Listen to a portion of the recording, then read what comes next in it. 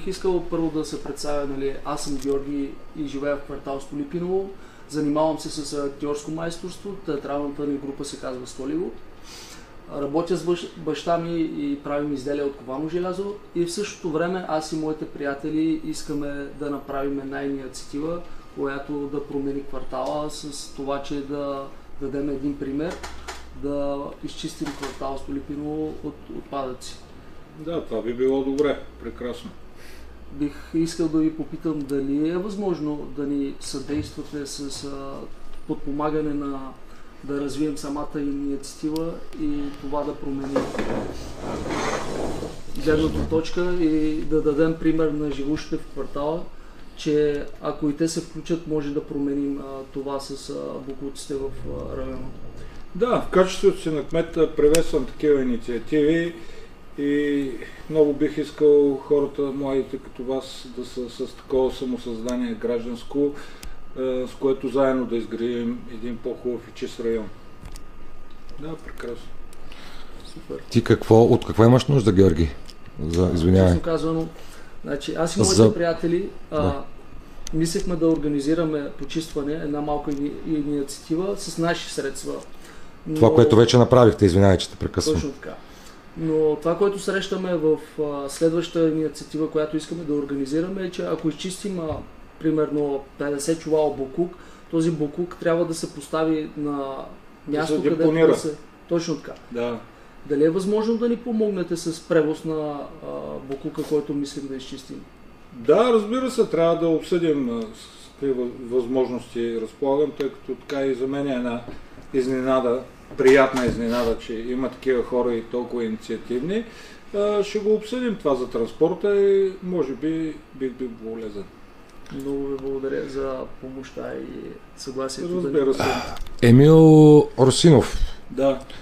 Както казах, аз бях тук преди 6 години и тогавашният кмет Николай Чунчуков, от който имам едно кратко видео, което аз тогава му бях връчил 100 подписки от хората в Столипиново.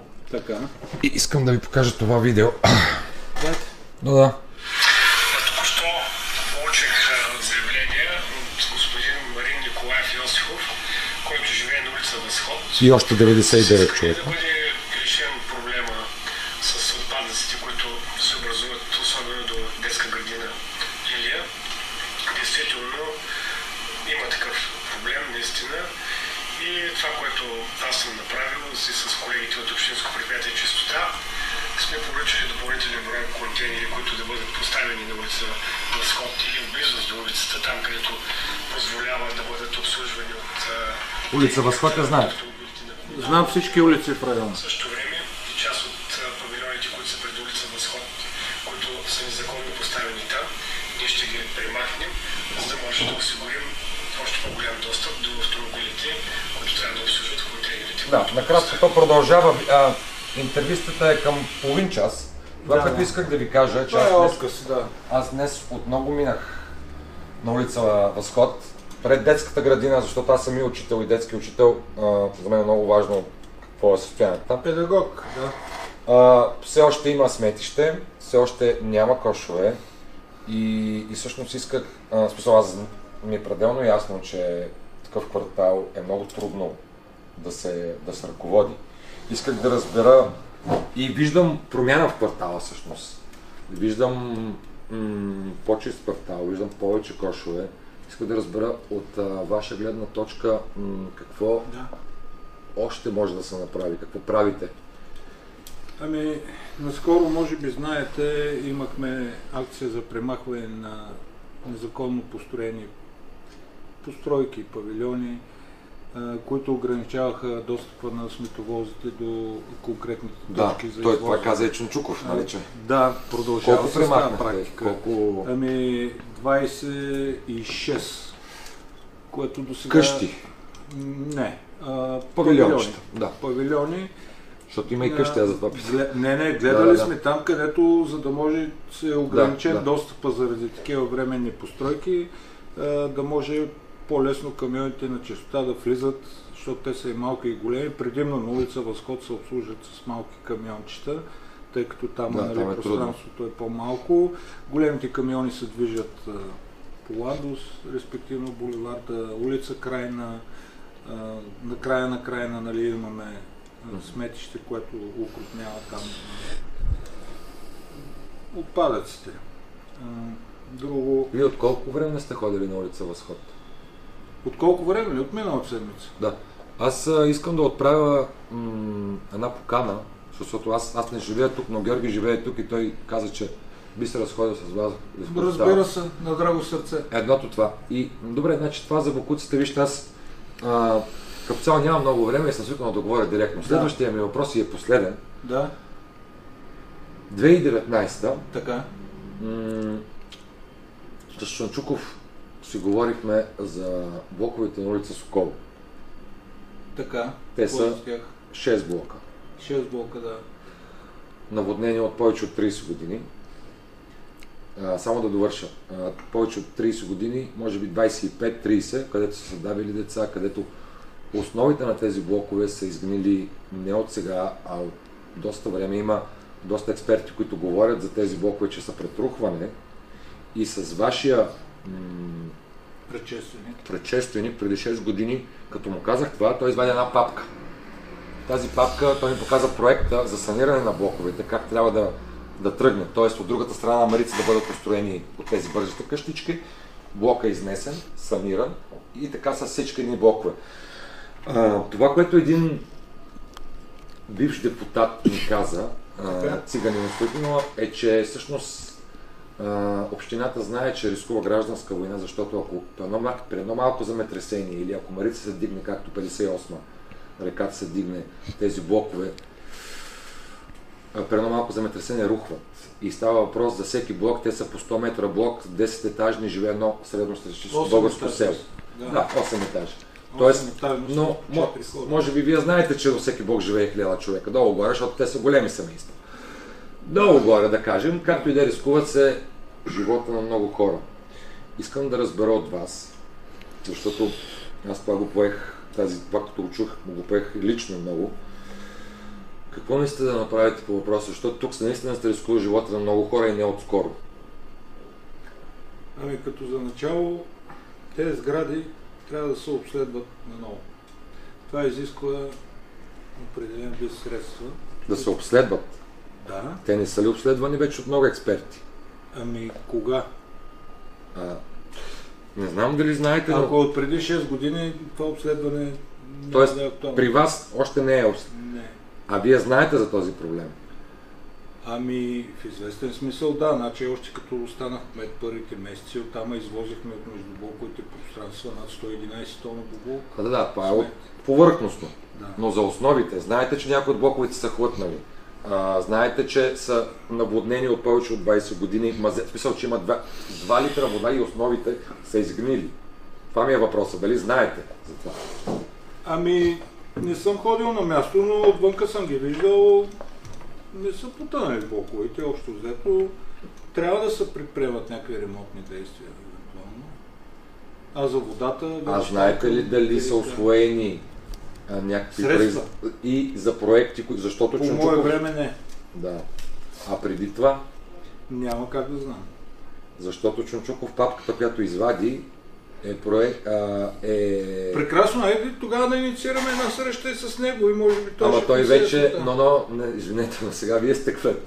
В смисъл, че сега вие трябва да действате. Искам да разбера тези хора, които живеят там и рискуват живота си всеки ден, дали могат по някакъв начин да видят разликата. Защото Чунчуков знаем откъде идва. А вие имате ли намерение това нещо да предприемете някаква... Вижте сега, инициативата, доколкото зависи от кмета, е да дава предложение до Общински съвет. Защото всяко едно действие изисква средства. Основният законодателен орган в града е Общински съвет. Аз мога да давам предложения, да ги защитавам и евентуално, ако си одобрят. Но това подлежи на широко обсъждане с граждани. Винаги това го правя, а не на своя глава да предприемам някакви искания за ремонти или за каквото и да било. Значи това се прави, както казахте вие, отивам с Георги, разхождаме се, говорим с хората, чуваме ги преценявам после с моите експерти какво може, какво не може, изготвяме предложение евентуално, това естествено отнема време и след това се представя пред законодателния орган на град Пловдив, а той е Пловдивски общински съвет. Там вече старейшините, така наречените, могат да вземат съответно дали да се предприемат необходимите мерки или нещата могат да вземат и друг развой. Надявам се да вземете този проблем на сърце и да направите всичко по силите си.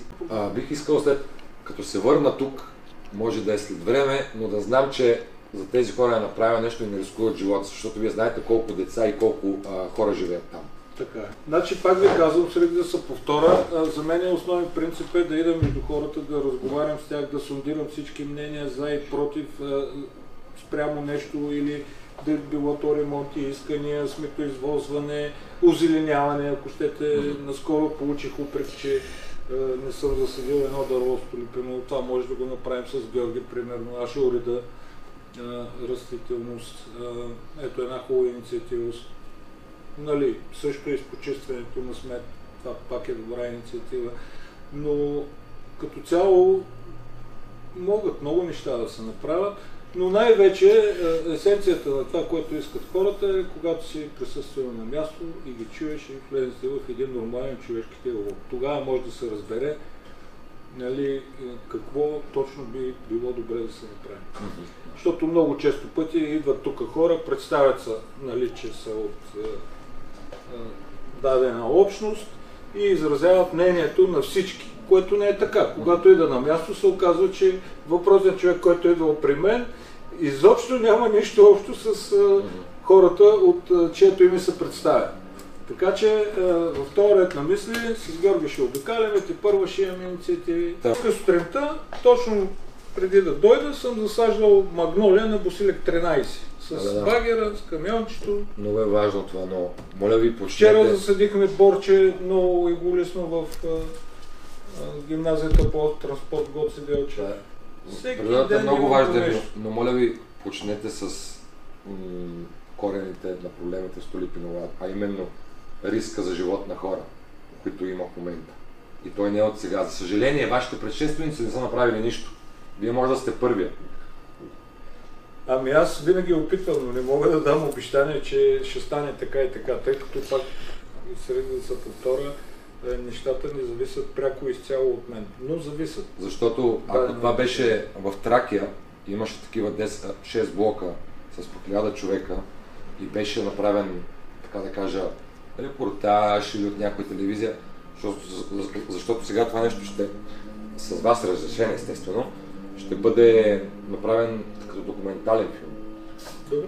Или ще бъде направено като социално видео, както той прави, за да има видимост и чуваемост. Да, разбира се. И оттам тези хора, които може би ще ви попречат да го направите, защото знам системата, в която живеем. Тук не става за пречене и непречене. Тук става въпрос за одобрение и съдействие. Интереси. И за пари. Ами... Ако трябва да бъдем честни. Това е ваше твърдение, аз не мога да се изразя това. Аз го казвам. Аз си вземам отговорност за думите, но това може да е само началото на една история, която може да завърши с добър край. Но само да ви припомня, Емил, че може да завърши с много лош край.